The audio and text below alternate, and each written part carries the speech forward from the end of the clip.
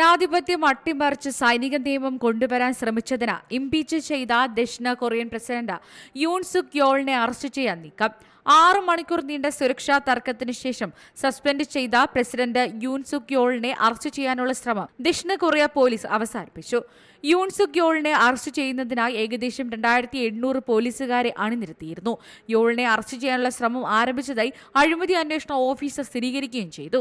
സുരക്ഷാ ബാരിക്കേഡുകൾ കടന്ന അന്വേഷണ ഉദ്യോഗസ്ഥരും പോലീസും യൂണിന്റെ വസതിയിലേക്ക് പ്രവേശിക്കുന്നത് കണ്ടു. തുടക്കത്തിൽ അവരെ ഒരു സൈനിക യൂണിറ്റ് തടഞ്ഞുവെന്നും പിന്നീട് മറ്റ് സുരക്ഷാ ഉദ്യോഗസ്ഥരിൽ നിന്ന് ചെറുത്തുനിൽപ്പ് നേരിടേണ്ടി വന്നുവെന്നും അഴിമതി അന്വേഷണ ഓഫീസർ അറിയിച്ചത്.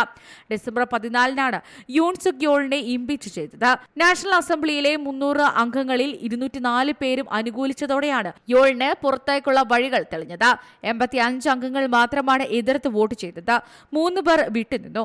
4 വോട്ട് അസാധുവായി. പ്രതിപക്ഷത്തിന് സഭയിൽ 192 സീറ്റുകളാണുള്ളത്. ഇംപീച്ച്മെന്റ് പ്രമേയം പാസ്സായെങ്കിലും പോരാട്ടം അവസാനിക്കുന്നില്ലെന്ന് യൂൺ സുക് യോൾ പറഞ്ഞിരുന്നു. International desk, Zee Malayalam news. പുതിയ വാർത്തകളും വിശേഷങ്ങളും ഇനി വിരൽ തുമ്പിൽ. എല്ലാ ഡിജിറ്റൽ പ്ലാറ്റ്ഫോമുകളിലും ഇപ്പോൾ സീ മലയാളം ന്യൂസ് ലഭ്യം.